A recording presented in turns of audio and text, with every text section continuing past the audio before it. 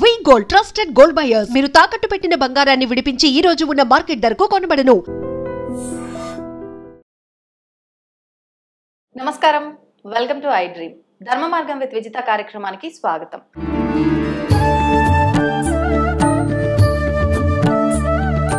ప్రస్తుతం మనతో పాటు ఉన్నారు 109 బాబా సంత్ సదానందగిరి బాబాజీతో మాట్లాడి మరిన్ని విషయాలు తెలుసుకుందాం. మనకైతే చాలా సందేహాలు ఉంటాయి.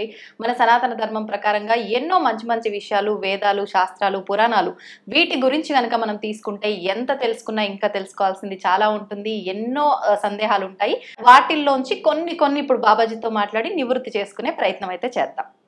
నమస్కారం బాబాజీ. హరి ఓం. బాబాజీ, మన సనాతన ధర్మం ప్రకారంగా ఒక హిందువు ఏ రకంగా ఉండాలి? ముందు ప్రార్థనతో మొదలు పెట్టుకుంటాం. తప్పకుండా. గణనాం త్వా గణపతిం హవామహే కవిం కపీనాం ఉపమస్త్రమస్తవం జ్యేష్ఠరాజం బ్రహ్మణస్పతః ఆనశ్ శృణ్వన్నోతిభిः శ్రీరసాదనం. గం గణపతయే నమః. యా కుందేందు తుషారహారధవళ యా శుభ్రవస్త్రాన్వితా వీణ యా వీణావరదండమండితకర యా శ్వేత పద్మాసనాం యా బ్రహ్మాచ్యుత శంకర ప్రభృతిదేవై సదా పూజితః సామాం పాతు సరస్వతీ భగవతి నిశేషజాడ్యాపః. ఐం సరస్వత్యే నమః.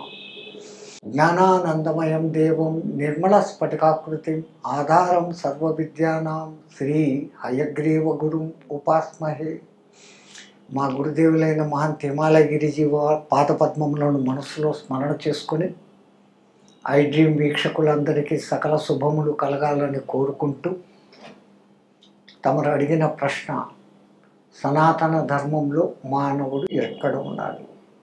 అసలు ధర్మము అంటేనే ఎటు ప్రవర్తించాలా, ఏది ప్రవర్తించకూడదు అనే ఒక నియమావళి సిస్టమ్.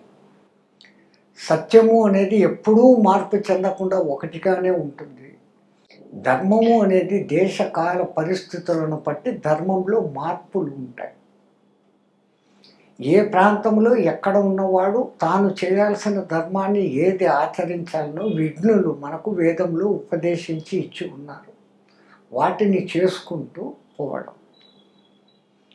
బ్రహ్మచర్య స్థితిలో ఉన్నప్పుడు ఆ విద్య అభ్యసించడం, రెండవ ఆలోచన లేకుండా ఆ గురువుకు సుశ్రూతలు చేస్తూ గురువు మెప్పు పొంది గురువు అనుగ్రహంతో ముందు విద్యను పొందడం, గురువు అనుమతితో గృహస్థాశ్రమంలోకి ప్రవేశించి ఈ సమాజాన్ని ఉన్నత స్థితికి తీసుకుపోయే ఒక కుమారుడు కుమార్తెలను ఉద్భవింపచేసి వాళ్ళను ఉన్నత స్థితికి తీసుకొని వచ్చి వాళ్లకు కళ్యాణాలు చేసిన తరువాత వానప్రస్థ స్థితికి భార్య అనుమతి అడిగో భర్త అనుమతి అడిగో ఆ ఇద్దరు జంటలు అనుమతి తీసుకొని ఇద్దరూ కలిసి కానీ లేక కొంతకాలం కానీ ఈ గృహస్థ ధర్మం నుంచి పర్సంటేజ్ను తగ్గించుకుంటూ భగవత్ చింతనలోకి పోవడం ఫస్ట్ స్టెప్.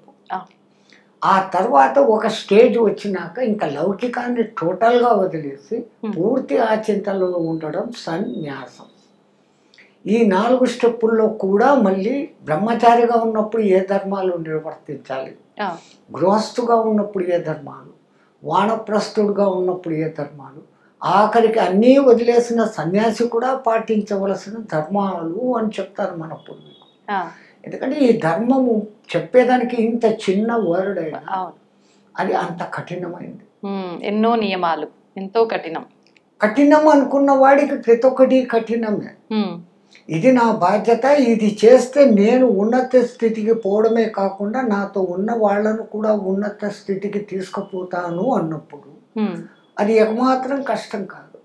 ఎక్కడ కూడా మనిషి యొక్క మానసిక భావన, అమ్మో ఇది ఇంత బరువా నేను ఎత్తుతానా అనుకున్నప్పుడు 10 కేజీలను కూడా మీరు ఎత్తలేరు. వాస్తవం స్వామి.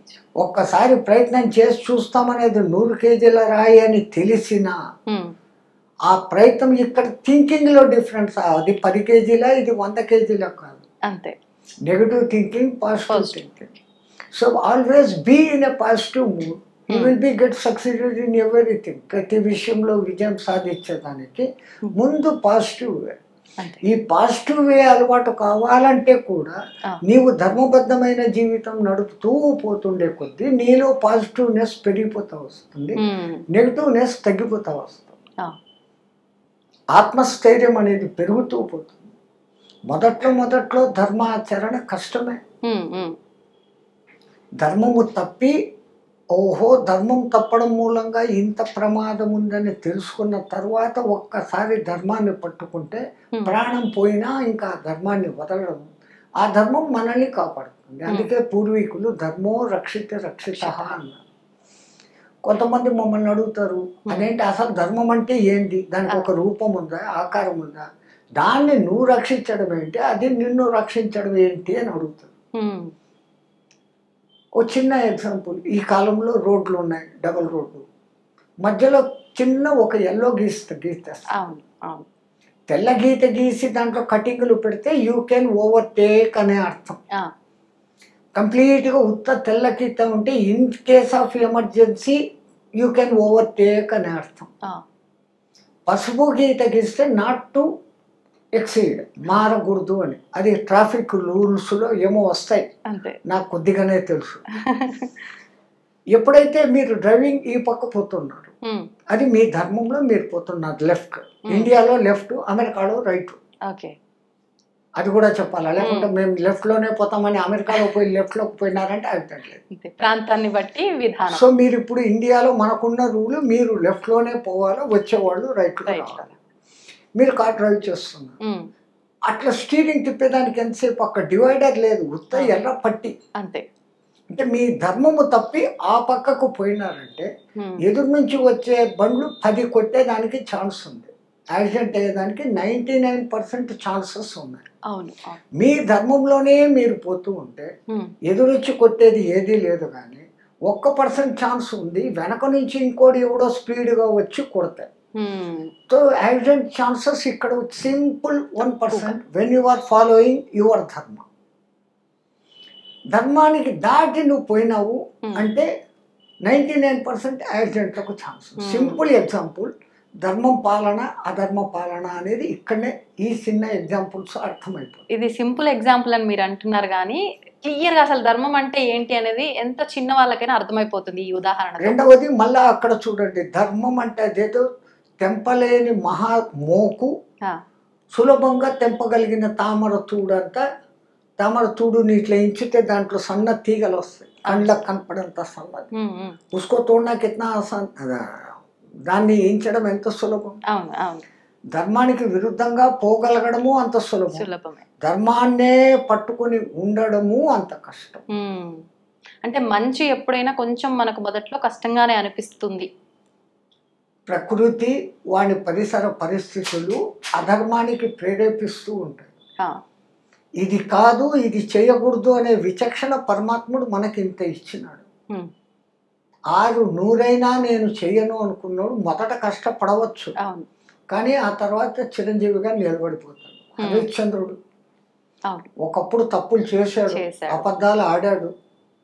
ఆహా, అబద్ధాలకు ఇంతింత శిక్షలు ఉంటాయా, నేను ఇంకా జీవితంలో అబద్ధం ఆడను, ఆడి తప్పను అన్నాడు.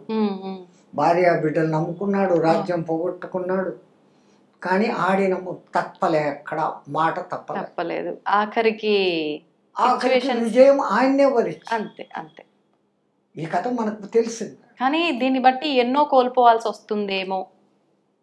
ఇప్పుడు సత్య హరిశ్చంద్రుని ఉదాహరణ తీసుకుంటే బంధాలు, బంధుత్వాలు మనం అలాగే మీకు కథగా, ఒకవేళ దాని కథ అనుకోండి, కథగా చెప్పినా అంత కోల్పోవాల్సిన పని లేదు.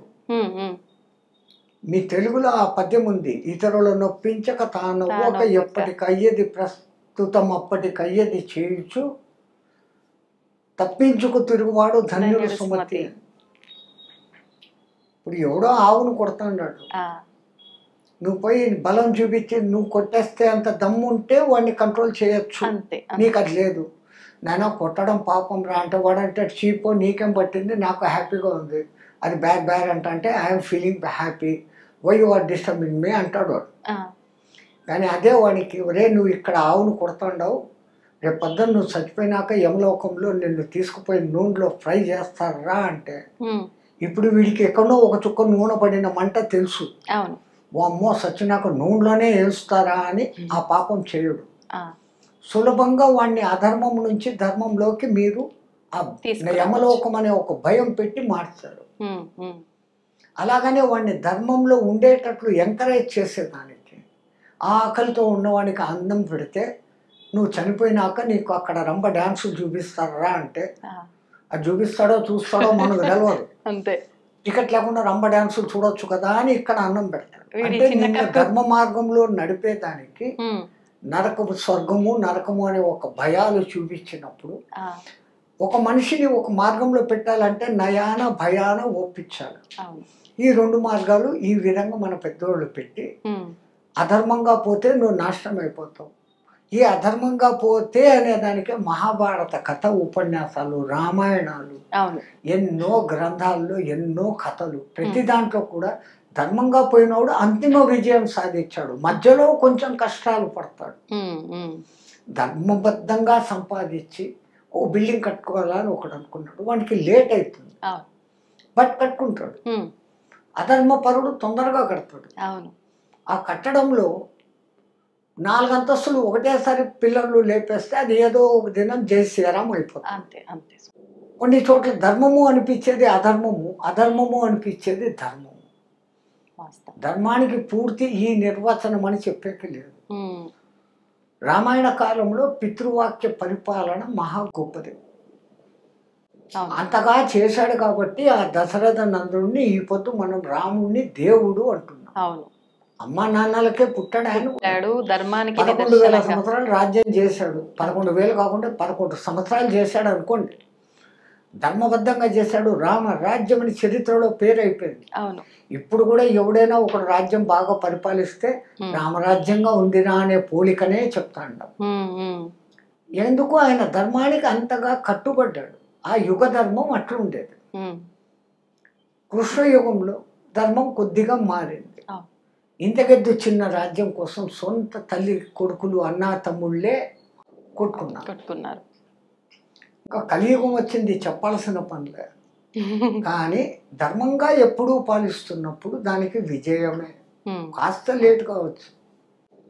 ఓకే. అంటే స్వామీజీ, ఇప్పుడు మీరన్న ప్రకారంగా తీసుకుంటే రామాయణ, మహాభారతాలు ఇలాంటి పురాణాలు, గ్రంథాలు ఎన్నో ఉన్నప్పటికీ ఇప్పుడు జరుగుతున్న అఘాయిత్యాలు, అరాచకాలు అయితే చెప్పాల్సిన పని లేదు. అది అర్థమైపోతుంది కళ్ళకు కట్టినట్టుగా. అంటే వయసుతో సంబంధం లేదు, పెద్ద చిన్న తారతమ్యం లేదు, ఎన్నో ఘోరాలు చూస్తున్నాం. ప్రకృతి కూడా కొన్నిటికి కంపించి రకరకాల రియాక్షన్స్ మనకి ఇస్తుంది, అది కూడా చూస్తున్నాం. ఇదంతా అంటే మనం చేస్తున్న పాపాలను బట్టి జరుగుతుందంటారా? ధర్మం, యుగ ధర్మం ప్రకారమే జరుగుతుందంటారా? అదే అసలు ధర్మం మారుతుంది అంటే మనుషుల్లో స్వార్థత పెరుగుతుంది. సత్యయుగంలో అసలు ఇంకొకటి గురించి ఆలోచన లేదు. ఇక్కడొకడు అక్కడొకడు తపన చేసుకుంటే ఎవరి లోకంలో వాడు హ్యాపీ. దేవతలు కూడా మనతో కలిసి తిరిగేవాడు. వీడిలో ఎప్పుడైతే కొంచెం స్వార్థత పెరిగి నాది నాకు అనడం మొదలు పెట్టినారో దేవతలు దూరమైనారు. దేవతలు అంటే ఎవరు? మనలోని మంచితనం, ధర్మాచరణ తత్వం అది దూరం అయిపోతా వచ్చింది. అధర్మం పెరిగింది అంటే మనలో క్రూయాలిటీ ఎందుకు పెరుగుతుంది అంటే నేను బాగుంటే చాలు, నేను అందరికన్నా బాగుండాలా, నేను అందరివంతకన్నా ఐశ్వర్యవంతుడిగా ఉండాలా, నాకే కీర్తి ప్రతిష్టలు రావాలి, సర్వే జనాం సుఖినో భవంతు అన్న భావన ఇప్పుడు దూరం అయిపోయింది. ఎంతసేపు వ్యక్తి స్వార్థం పెరుగుతుంది. ఈ స్వార్థాలు పెరిగే కొద్దీ ధర్మం తగ్గుతుంది అనే దానికి సూచనగానే 4 కాళ్ళు 3 కాళ్ళు 2 కాళ్ళు 1 కాళ్ళు అని మన పూర్వీకులు చెప్పారు. ఏ జంతువు 3 కాళ్ళతో ఉండదు, 2 కాళ్ళతో ఉండదు, 1 కాళ్ళతో ఉండదు. దాని వెనకాల ఇంటెన్షన్ ఏంటంటే ధర్మము తన పరిధిని కోల్పోతా 25% కోల్పోయింది, 50% కోల్పోయింది, 75% కోల్పోయింది. నౌ ఇట్ ఈస్ ఓన్లీ 25% అని వాళ్ళు పూర్వీకులు ముందే గమనించారు. ఎందుకంటే మానవుడిలో తన అనే స్వార్థత పెరిగిపోయింది. తన అర్థాన్నే చూసుకుంటున్నాడు. అర్థం, సొంత అర్థం, 2 అర్థాలు ఉన్నాయి. తనకు తెలిసిందితే దాన్నే తన అర్థంలో తీసుకోవడం ఒకటి, తన భావనలో అర్థం. మీ తెలుగులో ఈ మాటలేమ్మా ఇంత గొప్పగా ఉంటాయి. చూడు, అర్థం అనే దానికి ఎన్ని మారిపోయిందా, నీకు అర్థమైందా అంటాం. సరిగ్గా అర్థం కాకపోతే నీకు అర్థమే అయిందా, మళ్ళా దాంట్లో సగం. ఎన్ని అర్థాలు వచ్చాయమ్మా? అవును అవును పేరుకు అర్థం. అంతే. వివరణ అనుకోవచ్చు, అది సగమే అనుకోవచ్చు, ఎన్నో రకాలుగా ఎన్ని తీసుకోవచ్చు రకాలుగా నిజంగానే. ఉంది. తెలుగులో ఈ సౌలభ్యం భలే ఉంది. దానివల్లే చాలా ప్రమాదాలు కూడా జరుగుతాయి. భలే ఉండడం ఏమో గానీ అంతే కూడా. కదా స్వామీజీ. ఆ మాట తడబాటుతో ఒకటనాల్సింది ఇంకొకటి ఇంకొకటి అనేస్తాం మిత్రత్వం కాస్త శత్రుత్వం అయితే. కదా. అవును, మంచి విషయాలు తెలియజేశారు. మరిన్ని విషయాలు మరొక వీడియోలో మాట్లాడుకుందాం. మా ధన్యవాదాలు. గురుదేవుని కటాక్షం తల్లి. జై శ్రీమన్నారాయణ. జై లోకా శ్రీరామ్. సమస్త సుఖినో భవంతు, సర్వే జనాం సుఖినో భవంతు. దీన్ని తవ్వండి, తవ్వుతూనే శివలింగం. పరమాత్మకు జీవా సరే దాన్ని అట్లా కప్పేసేయండి, చూపించదండి. Krishna is there. మూర్తి పూజ కాదు, సాక్షాత్ బ్రజేంద్ర నందన భగవాన్ ఉన్నారు మూర్తిలో. ఏమీ ఆశించకుండా ఆరాధించే వాళ్ళు కూడా ఉన్నారా ప్రభుజీ? నిజమైన భక్తి అంటే మనకు తెలియదు కాబట్టి